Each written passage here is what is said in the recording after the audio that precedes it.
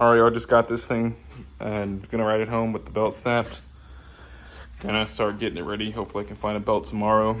First things first, gotta disconnect the exhaust from this little hanger right there and get this cover off. It's an Allen right there, and then a big one right there. So we'll do that and get started so we can get access, put the belt on tomorrow. Okay, got that little acorn nut right there that I just dropped. Got that off the exhaust. And just gonna slide this piece out of the way so whenever I loosen this up, I can get this piece out. Okay, this bottom Allen right here, it's real small area to work in. I got this Allen that I had to grind down to install a speed sensor before on another bike. So it's cut in half. I'm gonna get this wrench on it and start turning it to get it out. Just gonna put it on like that and figure out how to, get it out. I'll update you when I get it out. Yours doesn't need to be cut, but this is what I'm doing. Kind of going like that, and then just readjusting to get the leverage back on it. And eventually, when it gets loose enough, I'll put one of these on there. I forget what they're called, ball heads, and twist it off easier. But I don't want to put a lot of torque through that head. All right, I'll slowly but surely. That's about all she has, and you got to readjust it. So just keep at it. All right, I got the bolts, the bottom one out. It's right here. Make sure we take this one out. You recognize that it's two different sizes. You don't want to put this one in the wrong place and end up puncturing the case or anything crazy. So the long one came from up top, so I'm gonna set that down right there and right there. And as soon as I get the cover off, I'll put the bolts through the holes. This big one comes out from the bottom, and I got the exhaust hanger piece already disconnected right there. So I'm just gonna wiggle this thing out. Gotta kind of fight with it a little bit to get it out. But it will come out from what I remember. But yeah, my phone battery is getting kind of low, so I may just cut the clip of it being out. It's gonna depend on your exhaust too. I'm not really worried about scratching this bike up, but I'm not trying to cut the lines. I'm gonna cut the clip, and when I get it out, I'll let you know how I got it out. Got it? All right, so this was the position right here. I kind of, when I kicked the bottom out and kind of finagled it and slid it out to the front. So that piece is out, and I can get to the where the belt needs to go now. So I will go to the dealer tomorrow, and we will get this sorted. All right, y'all, sorry about the fan noise. It is hot. But basically, we got to disconnect. We got the belt in. It came in overnight from Amazon. Literally got it within like hours. Again, got it from Amazon. Not telling you to get yours from Amazon, but we're gonna try it out. So first thing I need to do today is get this rear shock disconnected so I can slide the belt in there. It's a T50, and then a 3/4 wrench in the back. Be careful because it's a small nut on the back, or thin nut. But yeah, I just want to get in there. I've already broke it because Victoria, my camera woman, was busy inside. Just wanted to show you guys this part here. But yeah, basically just backing that out. If you care about your exhaust, then go gentle or use an extension.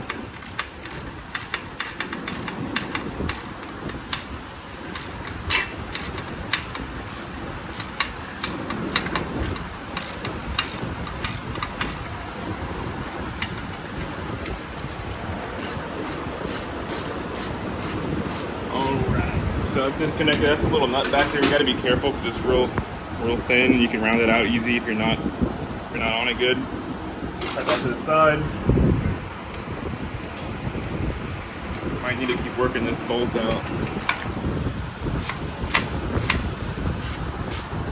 I really need an extension so I'm not beating up the exhaust.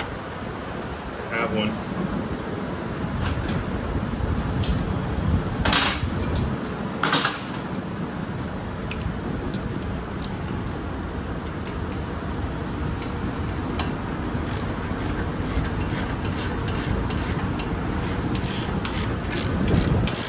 Helping. I don't think it's threaded, I'm just helping it come out. I don't feel like beating on it.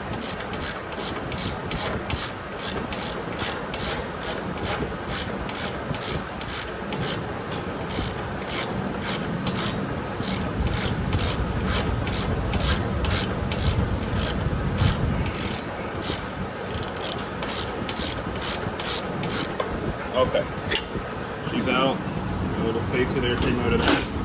Basically that allows, oh, that one might be too loose up top. I don't think it's supposed to just allow you to do that. You can check the tension on that top one. But yeah, now that it's slid out, you can slide the belt back in there. I'm kind of tempted to just give it a little bike down lower here. So I was trying to ride this bike home yesterday. Pulled over to get some food on the way home. Pulled out a lot. And then it wouldn't go into gear. It would go into gear, it wouldn't go anywhere. And I'm like, what the heck? I just test drove it pretty good. What is going on? Come to find out, look behind me and the belt snapped. So, all right, we're gonna throw the Amazon belt on and see how it goes. Pulley, it's got the if you look at the back here, the teeth are okay. It's a little bit flaky as far as the chrome. But for the age and mileage, you know, I guess that's kind of a given. We're not going to go too crazy on it. So I did this once before. I'm not sure if I should. I think I got to do the front first. Let me get on this side. It's got some numbers on here also. Putting it where I can read it from this side, not backwards like that. So I'm going to slide this in there. I'm going to get around that front pulley.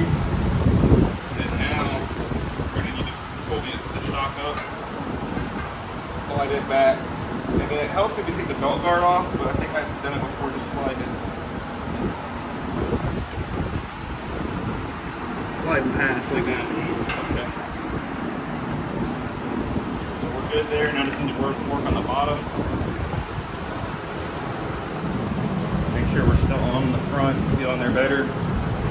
Pass that through the exhaust. Perfect, we're in place there. And then now, okay, so this belt is not going to go on. It's too tight. I need to break the tension right here. 2 axle adjusters. I'm going to do this kind of get started off camera. But you need to back these off and let this axle slide forward so I have enough slack to put it on. And I'll get back to you here in just a minute. All right, y'all. So I'm backing off this little nut right here. You need a deep 1/2 inch socket. I don't think I need to take it all the way off, but just back it out enough. Here we go on that side. I'll show you this side real quick.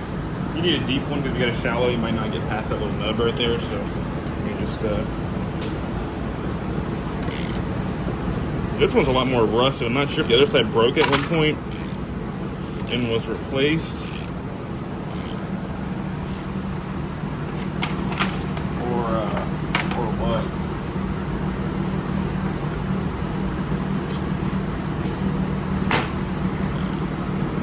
Lube. I tried knocking some of the rust off with the wire wheel, but this side's more rusty. I don't know if it's sitting in the sun or just the way it was sitting in the weather or what. This side got more abuse. This one's just about where I need it. Alright, so now, great, the wheel won't exactly slide. You need to break the tension on this thing right here. I'm not sure, I think they have a wrench specifically designed for that or a socket. I don't remember. You can use some adjustables if you really need to. That's for something else. Too big. Seems about right. It's a 1/8. Might be a little bit off. I'll check the other side real quick and see what that is. Yeah, so the other side's hard to get to. So I know for baggers, they make this wrench right here. You can slide it in. It's not the same size for a Sportster, so it's gonna have to get behind it with a wrench and loosen that thing up.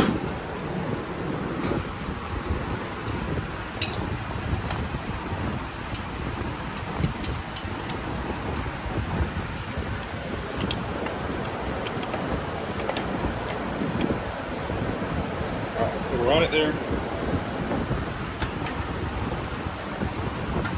I think the sockets are good enough of a fit. I'm gonna go ahead and run it.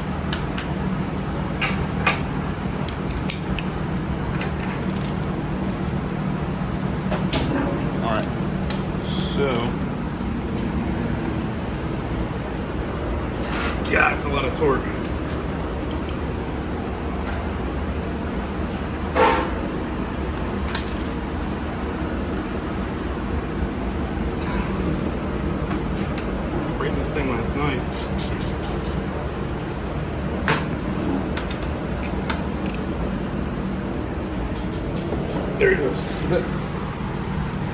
It's so seized, the other side's not even needing to get held down.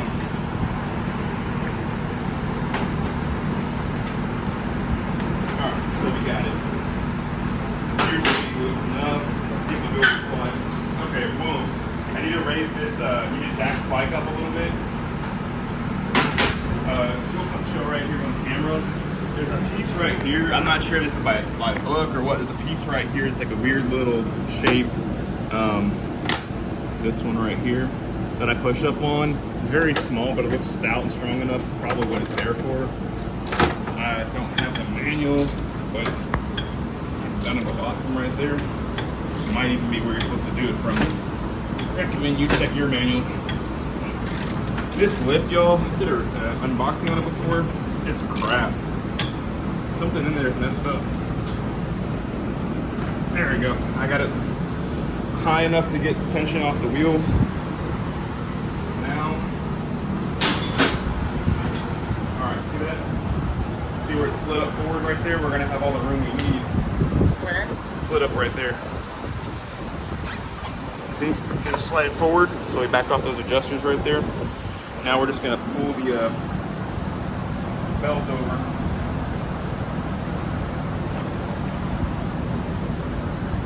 All right, so she's on. Now I'm just gonna make sure the teeth are lined up in the grooves. I'm not sure, there might be a special way to align it here, but I think the alignment is just done by making sure you got the rear wheel aligned and the belt will be aligned from what I understand. So we're gonna send it like that. You guys check your manual, but belt's on now, so I'm gonna start backing these adjusters up to, here I can actually show you. Start pulling this wheel where I want it to be. I'm gonna help it out a little bit here. Go up a little bit higher. That way I'm not working with these bolts as much because these things aren't super strong for whatever pull. See it sliding the wheel back there?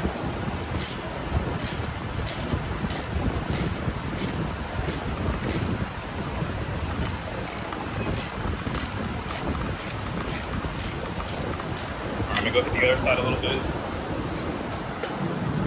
Don't get too far out of whack.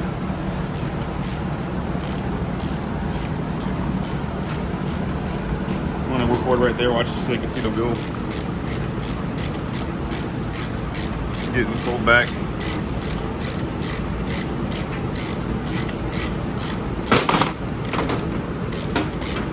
Okay, so you guys get the idea. We're gonna get the wheel pulled back and make sure we got proper tension on the belt and get back to you. All right, y'all, belt tension is set. There's a way to measure the tension with one of these. It's a tool by Motion Pro. I believe I got it on Amazon. I'll put a link to it in the description. And it's also a way to measure the alignment from this spot right here to, where did it go? To this spot, that spot right there. You wanna make sure this side is, this length right here is the same as the length from here to right there. And they make a tool to do that, or you can rig something up. I did it off camera. This video is not about that, so there's plenty of other ways and resources for you guys to figure out how to do that. Check online, but it is not really a how-to, just showing you guys placing the belt. I know it's a big part of replacing the belt, but I do not mean for this video to replace your factory service manual, so please refer to that. And also, I connected this at some point too. My belt tension was off, but I realized my bike was fully collapsed because I hadn't put that bolt back through. So we're good now. All right, so she's cleaning off the bike, but I had to do it, y'all. Didn't want to, but I had to loosen up the exhaust here and here. Oh damn, it fell out. Little 1/2 inches, and I had to loosen up one more thing right here, 9/16, and then these dreaded exhaust manifold bolts, and I needed to be able to move I need more clearance to get this thing back in there. So it's in there. Now I'm gonna have to fight to get that bottom Allen back in, and we'll get it buttoned up and get her on the road. We got a stunt show to get to. Check in with y'all in a minute. All right, I'm gonna show you on this side. I got a torque wrench hooked up. I don't want to give y'all torch specs because I just Googled them myself, find them on the forums in a couple places, verify it. I found one that said 60 to 65, but you got to figure out the year because before 04, I think it was a different kind of swing arm. I don't know.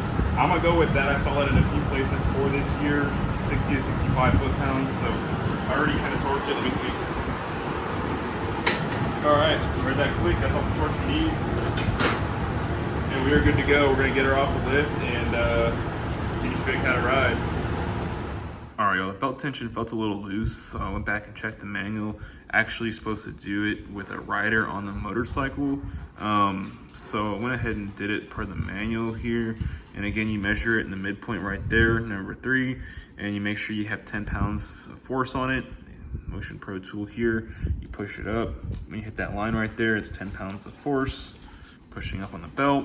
And then my spec was 883, 9.5 to 11.1.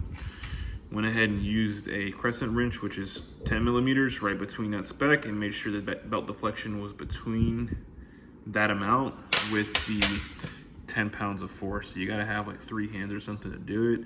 But I like that way easier than measuring these little things, because like when I'm on my back and doing it, like I have a hard time counting these things, and I think I hear on different bikes they equal different lengths. So I just find it easier to use the 10 mil. I'm not recommending you guys do that. Do what you do your research, figure it out on your own. But I wanted to show you really should refer to the serviceman. Don't just trust a random guy on YouTube. Just documenting my journey with the Harleys here, and hope you guys enjoy the channel.